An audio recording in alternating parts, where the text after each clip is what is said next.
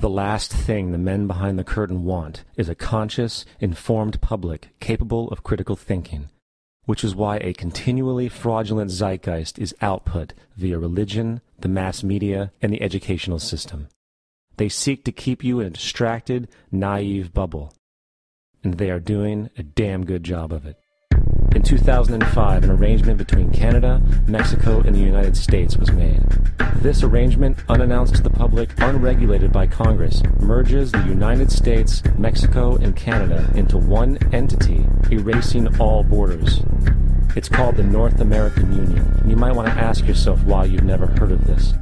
In fact, there is only one mainstream reporter who has actually heard of and has had the courage to cover this issue.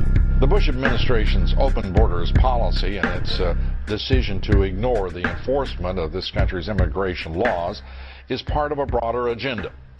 President Bush signed a formal agreement that will end the United States as we know it, and he took the step without approval from either the U.S. Congress or the people of the United States. It's a deal that few have even heard of. It's being done again by very few people at the very top on behalf of the investment class, but the working class of people, political officials across our country, from communities, from cities and so forth, they don't know anything about this. This isn't some trade agreement. It is a total removal of sovereignty from these countries, which will also result in a completely new currency called the Amero. Fall.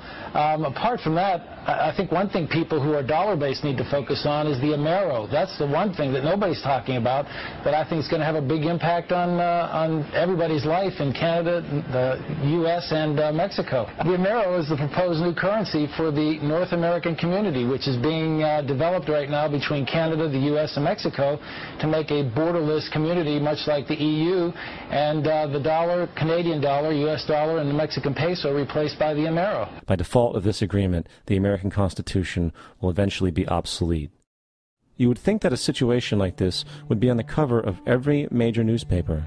That is until you realize that the people who are behind this movement are the same people behind the mainstream media, and you are not told what you're not supposed to know. The North American Union is the same concept as the European Union, the African Union, and the soon-to-be Asian Union, and the same people are behind all of them. And, when the time is right, the North American Union, the European Union, the African Union, and the Asian Union will be merged together, forming the final stages of a plan these men have been working on for over 60 years. A one-world government.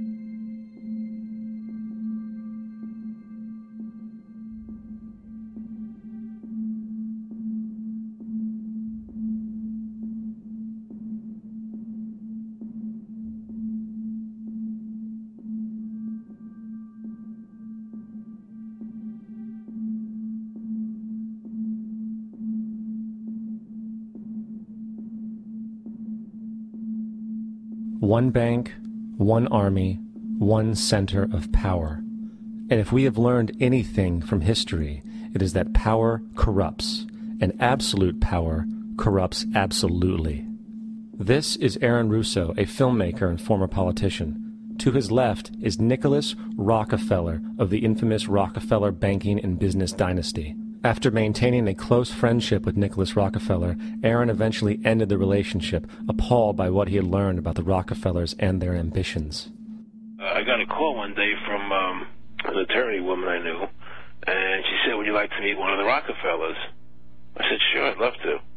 And we became friends, and he began to divulge a lot of things to me. So he said to me one night, he said that there's going to be an event there, and out of that event, you're going to see, we're going to go into Afghanistan, so we can run pipelines from the Caspian Sea. We're going to go into Iraq to take the oil and establish a base in the Middle East, and we're going to go into Venezuela and try and get rid of Chavez. And the first two they've accomplished. Chavez they didn't accomplish. And he said you're going to see guys going into caves looking for they're never going to find. You know, he was laughing about the fact that you have this war on terror. There's no real enemy. He's talking about how by having this war on terror, you can never win it because so it's an eternal war. And so you can always keep taking people's liberties away. And I said, how are you going to convince people that this war is real? He says, but the media can convince everybody it's real. I mean, you know, it's just that you keep talking about things. You keep saying it over and over and over again, and eventually people believe it. You know, you created the Federal Reserve in 1913 through lies. You create 9/11, which is another lie. Through 9/11, you're fighting a war on terror, and now all of a sudden you go into Iraq, which was another lie, and now they're going to do Iran. You know, and it's all one thing leading to another, leading to another, leading to another. Now, I would say, what are you doing this for? What's the point of this thing? You have all the money in the world you ever want. You have all the power. I said, you know, you're hurting people. It's not a good thing. And he would say, what do you care about the people for? Take care of yourself and you take care of your family.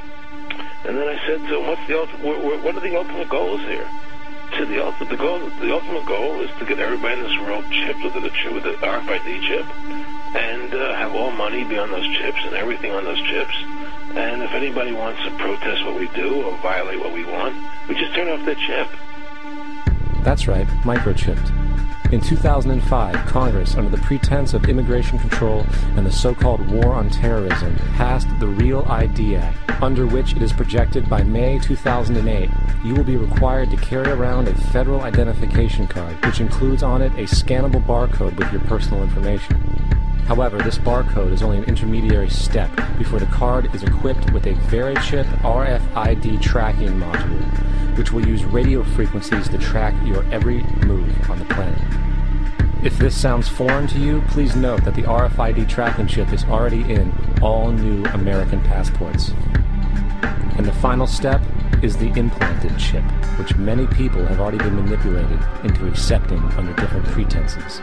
We have a Florida family who are really pioneers in a brave new world. They have volunteered to be the first ever to have microchip identification devices implanted into their body. After 9/11, I was really concerned with the security of my family.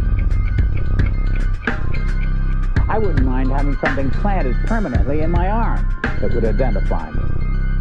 In the end, everybody will be locked into a monitored control grid where every single action you perform is documented. And if you get out of line, they can just turn off your chip, for at that point in time, every single aspect of society will revolve around interactions with the chips.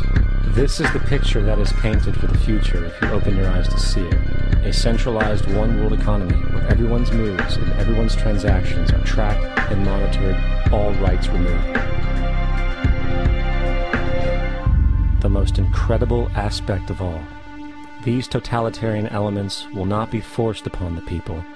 The people will demand them. For the social manipulation of society through the generation of fear and division has completely detached humans from their sense of power and reality. A process which has been going on for centuries, if not millennia. Religion, patriotism, race, wealth, class, and every other form of arbitrary, separatist identification and thus conceit has served to create a controlled population, utterly malleable in the hands of the few.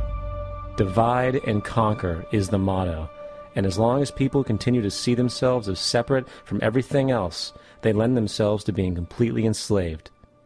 The men behind the curtain know this, and they also know that if people ever realize the truth of their relationship to nature, and the truth of their personal power, the entire manufactured zeitgeist they prey upon will collapse like a house of cards.